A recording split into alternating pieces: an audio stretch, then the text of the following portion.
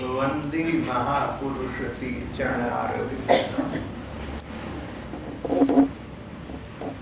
गोस्वामी श्री विजय कृष्ण का चरित्र चल रहा है। गोस्वामी विजय कृष्ण लगभग 100 बरस पहले हुए थे।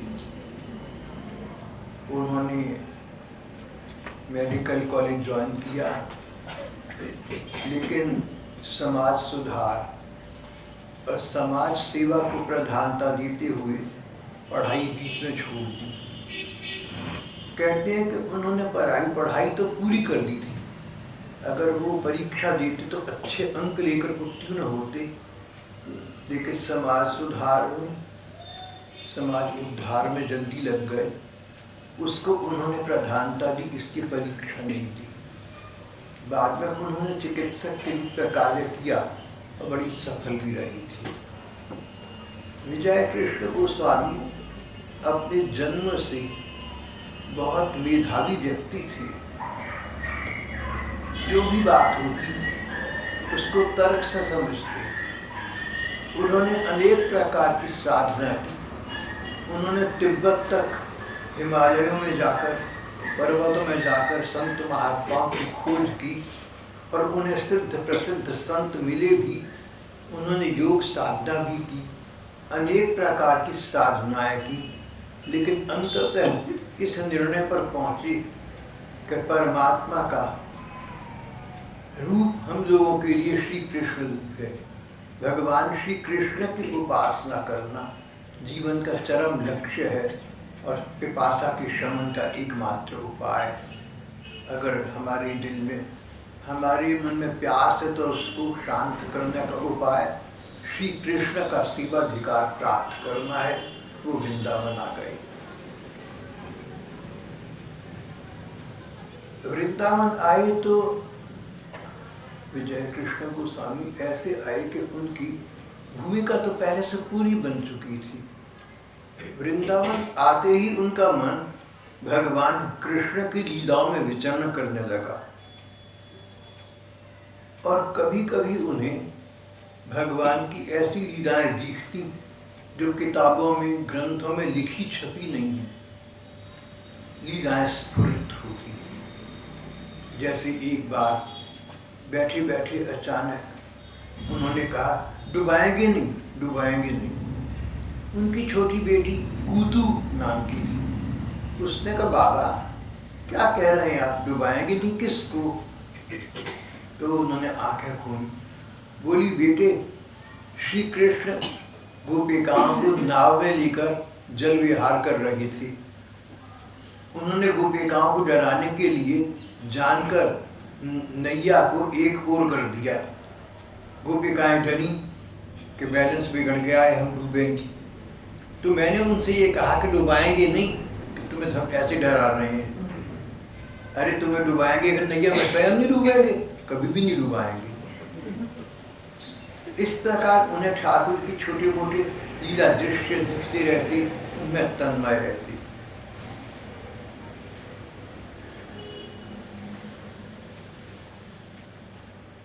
गोस्वामी विजय कृष्ण ने वृंदावन में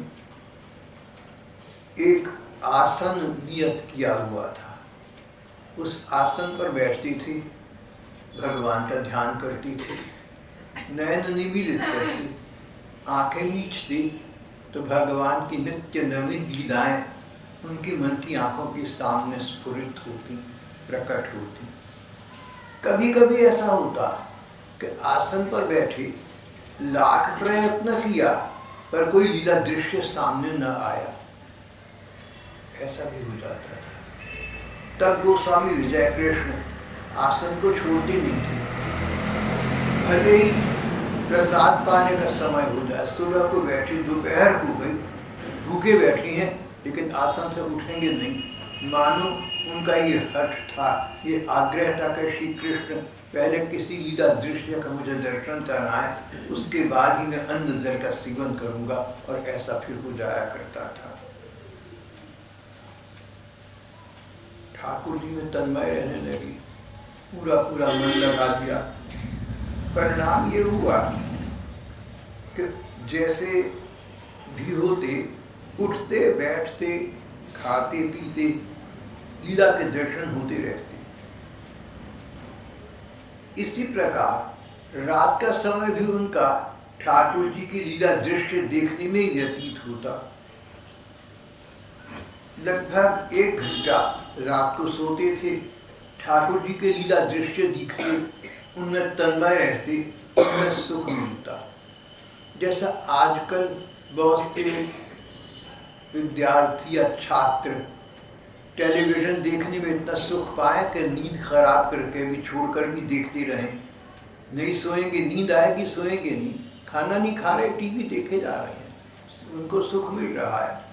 इस प्रकार इनको लीला दृश्य देखकर सुख मिलता था ठाकुर जी के, और इतना सुख मिलता था कि खाना सोना उसमें भूल जाया करते थे।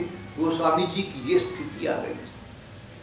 साधना का ये परिणाम है। साध मन में त्वरा हो, मन में उत्कट इच्छा हो, मन में उत्कंठा हो श्री कृष्ण को लेकर। अब जिस बात की मन में उत्कंठा होती है, त्वरा होती है, तीव्र इच्छा होती है, अनन्य इच्छा, ऐसी इच्छा हो कि अन्य इच्छाएं मानो समाप्त हो गई और इच्छाओं का तो विचार ही नहीं आता। बस मन में यही बना रहता है कि किसी प्रकार श्री कृष्ण की लीला दृश्य का दर्शन हो, श्री कृष्ण की कृपा दृष्टि प्राप्त हो जाए, श्री कृष्ण की अनुकंपा, श्री कृष्ण का अनुराग प्राप्त हो जाए। इस प्रकार जिसके हृदय में श्री कृष्ण गढ़ गए, ऐसे भक्तों के लिए कुछ भी असंभव नहीं है। विजय कृष्ण गोस्वामी भगवान के चिंतन में, भगवान के ध्यान में, भगवान के नाम के जप में, भगवान की लीला दृश्य देखने में इतना सुख पाते कि खाना सोना भूल जाते। और ऐसी स्थिति आ गई कि रात को बस 1 घंटा सो लिए, शेष समय श्री कृष्ण में लगा हुआ है, तन भी मन भी पूरा समय लगा हुआ है। भजन तो वही है देखो जिसमें मन को सुख मिले। अगर भजन करते हैं मन को सुख नहीं मिलता, नियम पालन के लिए करते हैं तो भी अच्छा है, क्योंकि बिना मन लगे अगर हम नियम पालन करते हैं, भजन करते हैं, तो उसका परिणाम ये है कि परिणाम ये होता है कि भजन में सुख मिलना धीरे धीरे आरंभ हो जाता है। तो अगर भजन में मन न लगे, नाम में, रूप के ध्यान में, लीला चिंतन में मन न लगे, मन भागा फिरे तो भी कोई बात नहीं, अब तक प्रयत्न करना चाहिए। तुम्हारे प्रयत्न को देखकर तुम्हारे ठाकुर उसको फलीभूत कर देंगे, ऐसा फल देंगे कि भजन में सुख मिलना आरंभ हो जाएगा। और मन कहेगा कि हम सब कुछ छोड़कर भगवान का स्मरण करें। ऐसा अंतर मन को सुख प्राप्त होना आरंभ हो जाएगा। बाहरी वृत्तियाँ धीरे धीरे सुप्त होती जाएंगी, आंतरिक वृत्तियाँ धीरे धीरे जागृत होती जाएंगी। भगवत जनों का जो लोग साध रखते हैं, साधना उनके द्वारा सतह होती है, उनके मन की ये स्थिति बनती जाती है, चाहे प्रयत्न पूर्वक बने और चाहे अनायास स्वयं बन जाए, लेकिन ये स्थिति तो आ जाती है। विजय कृष्ण गोस्वामी की यही स्थिति थी, ठाकुर जी में तन्मय रहते थे।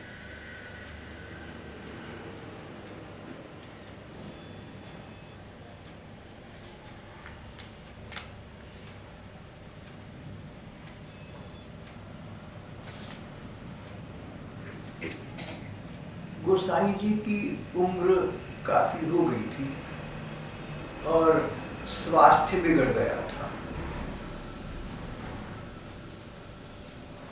संपादक कहते हैं कि गोसाई जी की ऐसी आयु आ गई थी अब जब उनका स्वास्थ्य बिगड़ गया।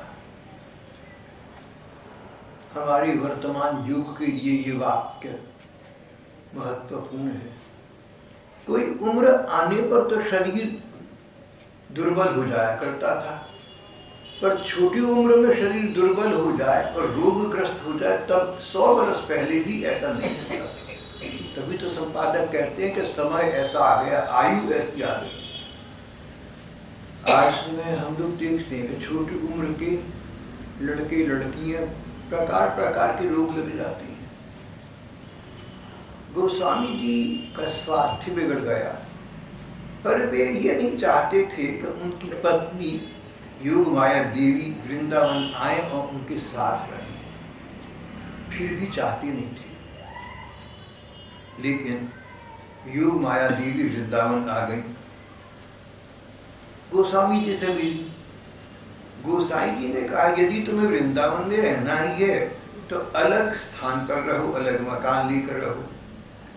उन्होंने कहा मैं वृंदावन तीर्थ करने नहीं आई, मैं तो आपकी सेवा करने आई हूं, मैं कहीं बाहर नहीं जाऊंगी। इस बात को लेकर दोनों में मतभेद हुआ और पति पत्नी में कुछ कलह, कुछ लड़ाई झगड़ा भी हुआ। जब गोसाई जी ने कहा कि तुम अगर नहीं जाओगी तो मैं चला जाऊंगा, इतनी नौबत आ गई, तब योग माया देवी वहां से उठी बाहर आ गई। बाहर विजय कृष्ण गोस्वामी के एक भक्त कुलदा बैठे हुए थे। कुलदा ब्रह्मचारी उच्च कोटि के साधक थे, गोसाई जी के श्रद्धालु थे, योग माया देवी के प्रति श्रद्धा, स्नेह और सम्मान का भाव रखते थे।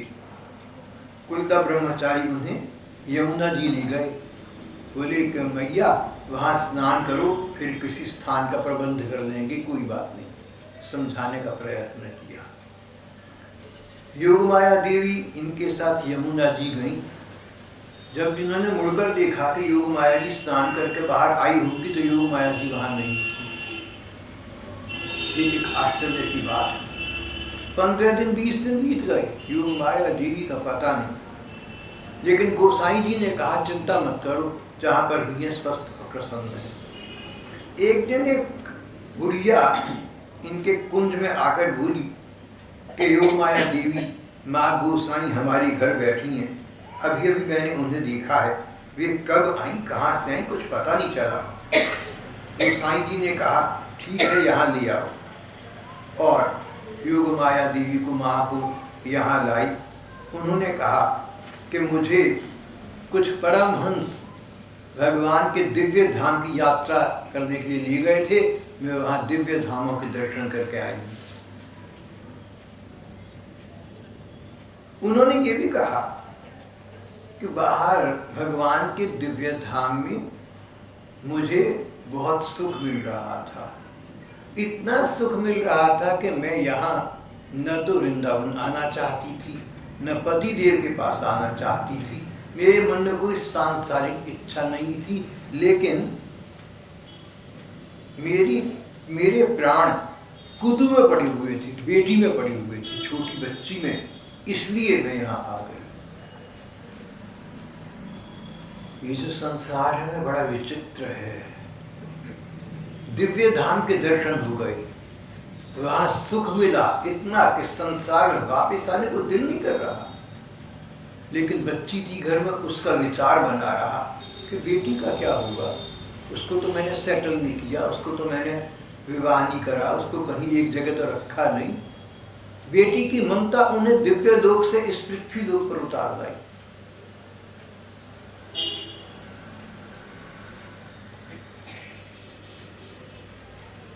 योग माया देवी बहुत ऊंची स्थिति को प्राप्त कर चुकी थी, तभी तो दिव्य धामों के दर्शन हुए। लेकिन अगर कहीं संसार में किसी स्थान पर ममता रखोगे तो वो ममता दिव्य धाम से भी तुम्हें संसार में वापस ले आएगी।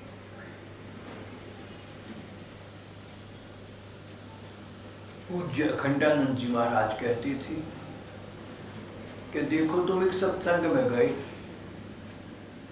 अपनी चादर अपनी शॉल वहाँ भूल कर घर आने लगी, याद आया कि मेरी चादर मेरा उत्तरीय सत्संग में रह गया, अब तुम वापिस आओगे सत्संग में अपनी वस्तु लेने के लिए। इसी प्रकार ये संसार है, किसी वस्तु के साथ मोह न करना, किसी व्यक्ति के साथ तो मोह बिल्कुल न करना, नहीं तो उस संपर्क को समाप्त करने के लिए, संपन्न करने के लिए संसार में वापस आना पड़ जाएगा। सारे साधन ऐसे कि भगवान के धाम में चले जाएं, पर इस संसार में किसी व्यक्ति या वस्तु के प्रति मोहासक्ति ऐसी कि वहाँ से वापस आना पड़ जाए। इसलिए हमारे महात्मा कहते हैं कि कि मोह ममता में मत पड़ना। किसी के प्रति कर्तव्य समझ कर तो अपना दायित्व पूरा करना, लेकिन ममता ये मेरा है, मैं नहीं करूँगा तो कौन करेगा, ममता मत रखना, अहमता मत रखना। अगर संसार में, अगर घर परिवार में अहमता ममता न हो तो तुम घर में रहते हुए साधु। लेकिन ये तभी होगा जब घर में किसी के साथ अहमता और ममता का भाव नहीं होगा।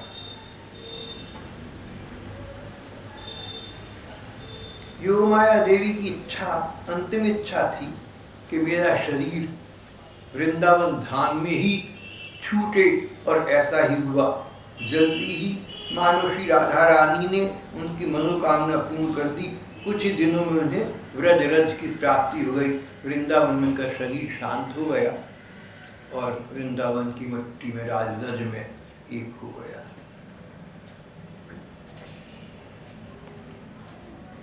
गोस्वामी विजय कृष्ण ऊंची स्थिति को प्राप्त हो चुके थे।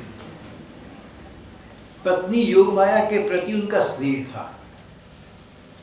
यद्यपि उन्होंने उनसे कलह किया, मेरे साथ मत रहो, ये तो एक सिद्धांत की बात थी, एक नियम की बात थी।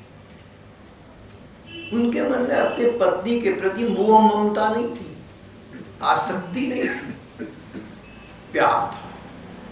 दोनों बातों में बड़ा अंतर है।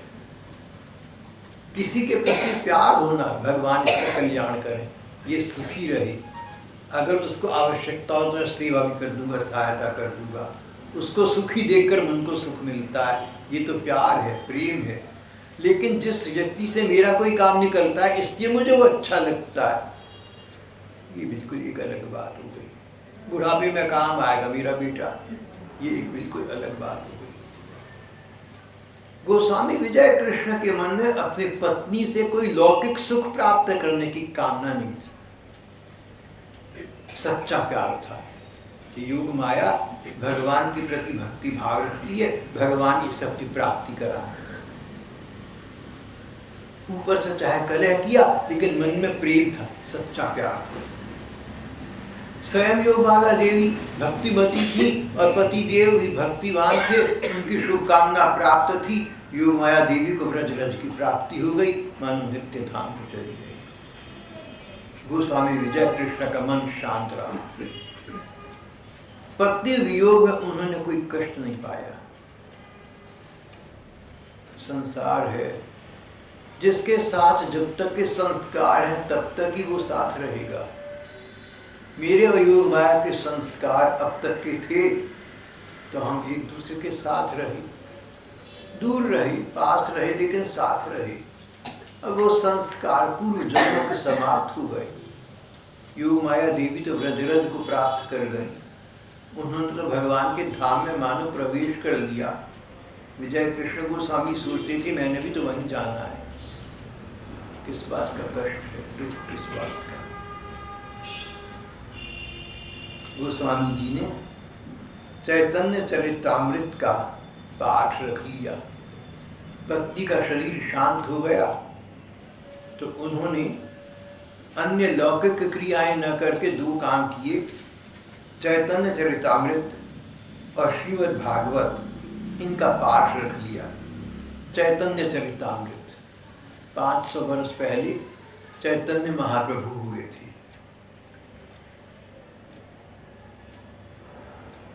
स्वरूप गोस्वामी उनके मित्र और शिष्य थे। चैतन्य महाप्रभु की जो हालत हुई, श्री कृष्ण के प्रेम में जो स्थिति थी, उसको बंगाली में अपनी डायरी में कर्चा कहलाता है। कर्चा डायरी, दैनंदिनी, उसमें लिखते जाते थे। जब चैतन्य महाप्रभु जगन्नाथ जी में मिल गए, शरीर तो उनका पीछे रहा नहीं, तो स्वरूप गोस्वामी का ब्रह्मरंध्र में विस्फोट हुआ और उसी समय शरीर समाप्त हो गया। इतना अगाध प्रेम था उनका चैतन्य देव के लिए। अपने आप हो गया, जानकर नहीं किया। अगर जानकर करते फिर तो आत्महत्या कहलाता है। आत्महत्या पाप किसी को नहीं करनी चाहिए, किसी कारण से नहीं करनी चाहिए। अगर गुरुदेव चले गए तो जो उन्होंने कहा था कि भजन करो, भजन करना गुरुदेव के प्रति सच्चा कर्तव्य है, ना कि अपने आप को समाप्त करना। तो महाप्रभु चैतन्य देव चले गए, गोस्वामी जी भी उनके साथ ही मानो चले गए। उनकी दैनंदिनी, उनकी डायरी, उनका कर्चा था, वो उनके शिष्य थे कृष्णदास कविराज, उनको मिला, जो उनके पट्टा शिष्य थे, उनके मुख्य शिष्य थे। कृष्णदास कविराज ने जो जो लीलाएं, जो जो दृश्य गोस्वामी जी ने, स्वरूप गोस्वामी ने चैतन्य महाप्रभु को अपनी आंखों से देखे थे, उस दैनंदिनी में लिखे थे, उनको आधार बनाकर चैतन्य महाप्रभु का जीवन चरित बंगाली में लिखा। उसका नाम चैतन्य चरितामृत है।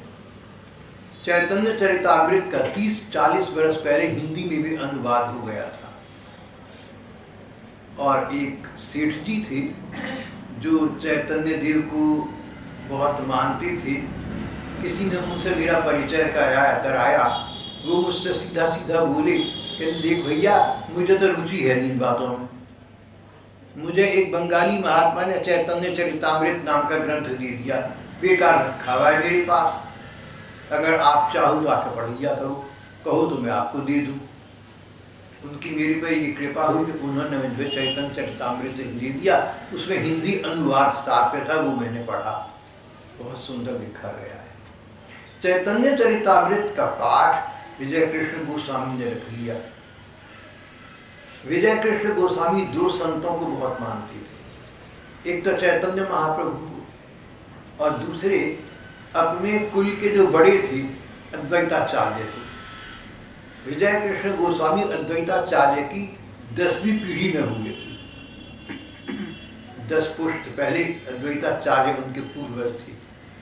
अद्वैताचार्य चैतन्य महाप्रभु को मानते थे, तो विजय कृष्ण गोस्वामी चैतन्य महाप्रभु और अद्वैताचार्य को बहुत बहुत मानते थे। उन्होंने इन दोनों की इच्छानुसार एक चैतन्य चरितामृत का पाठ रख लिया और एक भागवत का। चैतन्य चरितामृत का मुख्य अंश है जीवे नित्य कृष्णदास। जीवे नित्य कृष्णदास, जीव मात्र श्री कृष्ण का अपना है। इस बात को वेदों की भाषा में, अंग्रेजी में कहा गया है, The individual soul strives to seek the source from where it came. मनुष्य तब तक अतृप्त रहता है जब तक अपने अंशी से न मिले। अंशी भगवान, अंश हम भगवान का अंश हैं। तो जैसे कोई छोटा सा लाडला बच्चा हो तब तक रोता रहेगा जब तक माँ की गोद न मिल जाए, ऐसे हम जब तक भगवान तक नहीं पहुँचेंगे तब तक संसार की कचड़ी बने रहेंगे।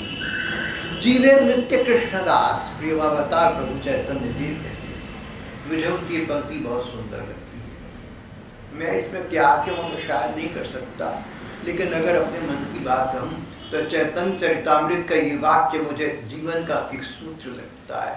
जीवे नित्य कृष्णदास, मानव मात्र श्री कृष्ण का अपना है, उनका दास है। उनका सेवाधिकार प्राप्त करना मानव जीवन का चरम लक्ष्य है। वही शांति है, वही सुख है, वही आनंद है। दूसरा श्रीमद् भागवत। श्रीमद् भागवत के विषय में लगभग सभी जानते हैं। श्रीमद् भागवत का मुख्य विषय है कि व्यक्ति को भगवान कृष्ण का चिंतन करना चाहिए, चाहे वो अकेला हो और चाहे संसार या परिवार में रहता हो। कोई व्यक्ति कहीं भी रहता हो, वन में या बस्ती में, घर में या एकांत में, भगवान कृष्ण का चिंतन करना सर्वोपरि बात है। और इसके लिए भागवत में सर्वोपरि उदाहरण दिया गया है गोपिकाओं का। कई गोपिकाएं, बहुत सी गोपिकाएं गृहस्थ थी, उनके पति थे, बच्चे थे, सास ससुर थे, पूरा परिवार था। उस पूरे परिवार के प्रति कर्तव्य पालन करती हुई गोपिकाएं अपने मन से श्री कृष्ण में रमण करती थी। धन्या व्रजस्त्रिय उरुक्रम चित्तयाना, प्रभु सुखदेव जी ने कहा है। सुखदेव विरक्त थे, लेकिन गृहस्थ गोपिकाओं को कहते हैं ये धन्य है क्योंकि इनका मन श्री कृष्ण में रमण कर रहा है। जो बहन भाई संसार में है, जो बहन भाई परिवार में है, गृहस्थ में है, उनको चाहिए कि गृहस्थ के कर्तव्य तो पूरे करें, लेकिन घर वालों की सेवा करें, उन्हें भगवान का अंश समझकर, भगवान का भेजा हुआ अपने को प्रभारी समझें। तो भगवान ने इनके लिए मुझे नियुक्त किया, मैं भगवान की इच्छा का पालन कर रहा हूँ, इसलिए इनकी सेवा कर रहा हूँ। और मन से चिंतन भगवान का, जिमी नागरी को चित नागरनी।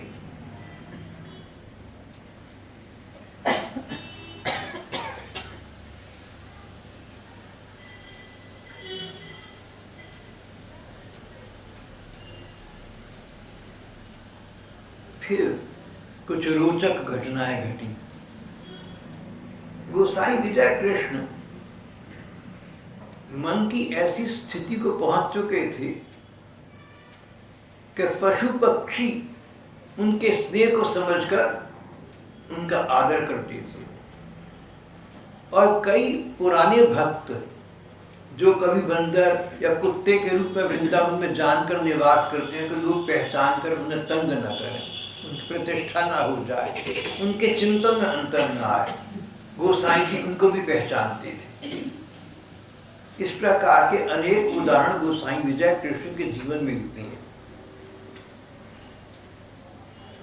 उनमें गोसाई विजय कृष्ण सत्संग करते तो बंदरों का एक दलपति, बंदरों के दल का एक मोटा ताजा बंदर भी वहां हुआ करता। जब गोसाई जी पाठ करते तो ठीक पाठ के समय 5 टू द मिनट वहीं आकर बैठ जाता है। जैसे माया राम जी पाठ शुरू हुआ 2 मिनट पहले आ गए, पाठ समाप्त हुआ तुरंत भागे, समय पर आए समय पर गए। ऐसे एक मोटा ताजा बंदर गोसाई जी के पाठ में आता था। वह ठीक पाठ के समय आकर गोसाई जी के पास बैठ जाता, पाठ शेष होने तक बैठा रहता। इस बीच यदि उस बंदर को कोई खाने को कुछ देता तो उसको एक तरफ रख देता था, और पाठ समाप्त होने पर उस वस्तु को खाता था। अगर कोई दूसरा बंदर पाठ के समय कुछ उपद्रव करता, शोर मचाता, तो उसे ऐसी आंख दिखाता कि वो भाग जाता, क्योंकि बंदरों के गिरोह का ये चौधरी था। एक बार कोई बंदर पाठ से एक लोटा ले गया। गोसाई जी ने पाठ सुनने वाले बंदर से कहा, भैया देख कोई बंदर हमारा लोटा ले गया, उसे ला दी जरा। वह उसी समय ऊंचे स्थान पर गया, चारों ओर उस तक निगाह दौड़ाई, फिर कहीं गया और थोड़ी देर में लोटा लाकर कुंज में वापस आ गया। गोसाई जी के पास लोटा रख दिया। गोसाई जी ने सत्संगियों से बाद में कहा था, ये कोई वैष्णव महात्मा है जो बंदर के रूप में वृंदावन में वास कर रहा है। ऐसी मान्यता है कि भगवान कृष्ण के कई भक्त वृंदावन में कोई दूसरा रूप धारण करके रहते हैं। कोई बंदर बन गया, कोई कुत्ता बन गया, कोई पेड़ बन गया, जिससे कि उनकी प्रतिष्ठा न हो, लोग उनके सम्मान में संघ न जुटाए और वो भगवान का चिंतन या इस रूप में भगवान के लीला दर्शन करते रहे। कई पक्षी भी बताए थे। कई पक्षी भी और कुछ ऐसे पशु पक्षी भी होते हैं जो पूर्व जीवन में भगवान को पाने की साधना करती रही और इस योग्य हो गए कि उन्हें भगवान की लीलाओं के दर्शन होने लगे।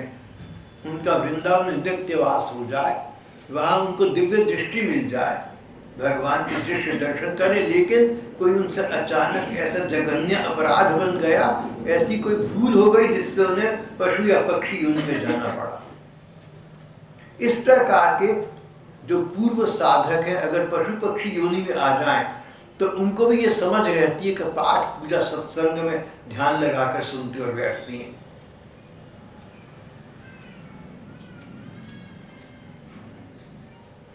विजय कृष्ण गोस्वामी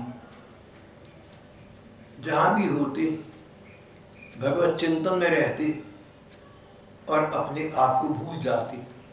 एक बार स्नानागार में थी, गुसल में थी, बाथ में थी, कहीं दूर से संकीर्तन की सुमधुर ध्वनि सुनाई पड़ी, अधूरा स्थान छोड़कर भागे चले गए। वहां कीर्तन मग्न हो गए, नृत्य करने लगे, बाद में याद आया, अरे मैं तो स्नान आधा, फिर वापस भागे अपने स्नानागार में, और स्नान उन्होंने संपन्न किया। इस तरह की घटनाएं तक उनके साथ घट गए। कुछ समय के बाद भगवत इच्छा समझकर विजय कृष्ण गोस्वामी वृंदावन से अपने घर बंगाल वापस गए। घर में इनके पिता के घर में, ये बात पहले आ चुकी है, भगवान का मंदिर बना हुआ था। उन्हें भगवान श्याम सुंदर कहती थी। यही मंदिर है जहाँ विजय कृष्ण गोस्वामी जो छोटे बच्चे थे तो इनके साथ खेलती थी। जब ये विजय कृष्ण गोस्वामी बहुत छोटे बच्चे थे, रोने के अलावा इन्हें कुछ भी ना आता था, और ये रोने लगते तो माँ इन्हें भगवान श्याम सुंदर के सामने ले जाती मंदिर में, और ये चुप हो जाते। जब घुटनों के बल चलने लगे तो सीधा मंदिर में घुसने का प्रयास करती। जब थोड़े बड़े हुए तो भगवान श्याम सुंदर को सजाना चाहते थे, नहीं तो स्वयं श्याम सुंदर सज के खड़े हो जाते। ये सब घटनाएं यहाँ पाठ वार्ता में पहले आ चुकी है। अपने उस घर में, उस मंदिर में विजय कृष्ण गोस्वामी वापस आए।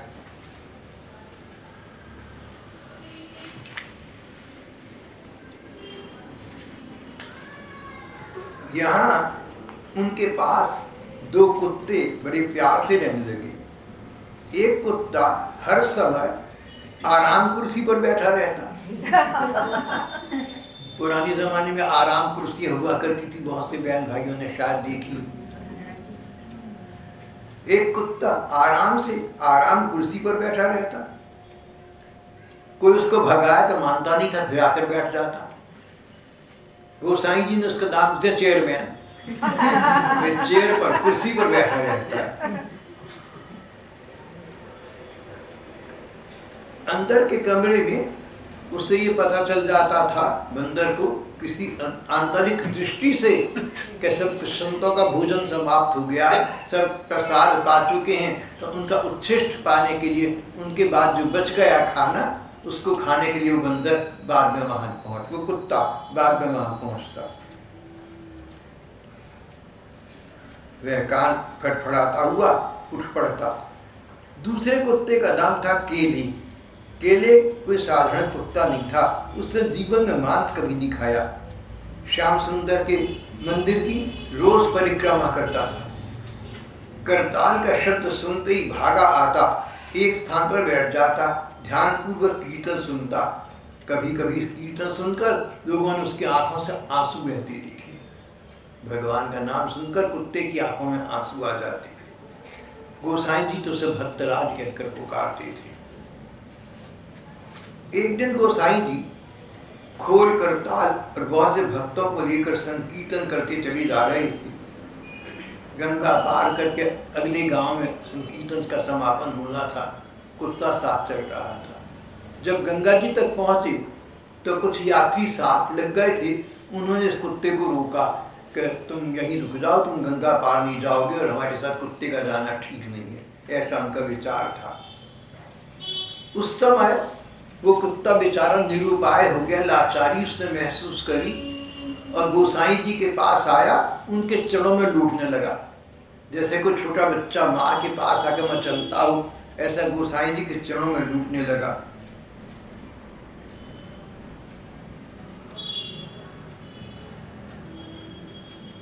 तब गोसाई जी ने मना किया कि इसको भगाओ मत, इसको साथ रखो। जब संकीर्तन मंडली ने मंदिर के आंगन में प्रवेश किया, बाहर कहीं से संकीर्तन की ध्वनि सुनाई दे रही थी। सब लोग संकीर्तन में प्रवेश करने के लिए भागे। जैसे जैसे वे मंदिर से दूर होते गए, संकीर्तन की ध्वनि लुप्त होती गई। उसी समय भक्तराज केले, वो कुत्ता जिसका नाम भक्तराज रख दिया था, संकीर्तन से पृथक होकर संकीर्तन की कहीं से ध्वनि आ रही थी। जैसे ये लोग उस सुंदर ध्वनि की ओर आगे बढ़े, वो ध्वनि कम होती गई, कानों में उसकी आवाज कम आती गई। आश्चर्य हुआ, कैसा कैसा हो रहा है। उस समय भक्तराज अकेले संकीर्तन मंडली से पृथक हो गया। पंचवटी के निकट एक स्थान पर जाकर तेजी से मिट्टी खोदने लगा।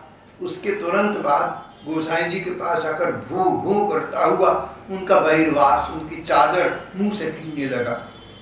उसे ऐसा करते देखकर गोसाई जी उस स्थान पर गए और उस स्थान को गोसाई जी ने खोदने का आदेश दिया।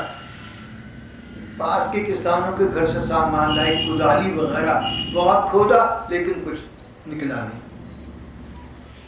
तब खोदने वालों ने खोदना छोड़ दिया। भक्तराज केले गोसाई जी की ओर सतृष्ण नयनों से दिखने लगा।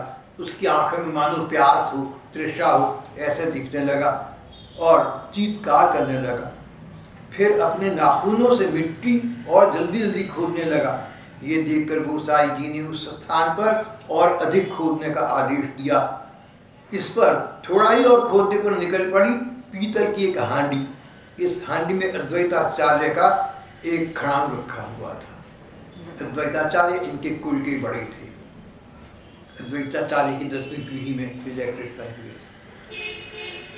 उस हांडी में अद्वैताचार्य की काष्ठ पादुका थी, खड़ाऊ थी, एक मिट्टी का करवा और बक्स जिसमें एक छिन्न भिन्न पोथी, कोई धर्म ग्रंथ था। गोसाई जी ने उस खड़ाऊ को मस्तक पर लगाया, आनंद में भरकर नृत्य करने लगे। सभी भक्तों ने संकीर्तन आरंभ किया। गोसाई जी को भाव आ गया, वे अचेत हो गए। चेतना आने पर देखा कि भक्तराज केले भी वो कीर्तन सुनकर अचेत हो गया है। वे उसके कान में नाम सुनाने लगी। धीरे धीरे उसे होश आया, वह उठ बैठा। गोसाई जी ने उसे अपने हृदय से लगा लिया। देखिए, कुत्ते को गोसाई जी ने अपने हृदय से लगा लिया और बोले, भक्तराज, जिस कार्य के लिए तुम आए थे वह पूरा हो गया। तुमने मिट्टी खुदवाकर पादुकाएं निकलवा दी। जिस कार्य के लिए तुम आए थे वह पूरा हो गया। अब तुम गंगा लाभ करो, गंगा लाभ करो। अब गंगा जी में अपना शरीर छोड़ दो।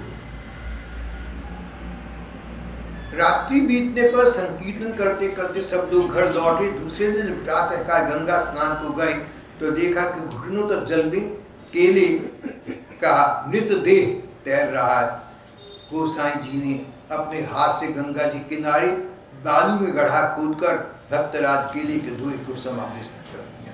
उसकी समाधि बनाई गई। देखिए, पशु की समाधि बनी।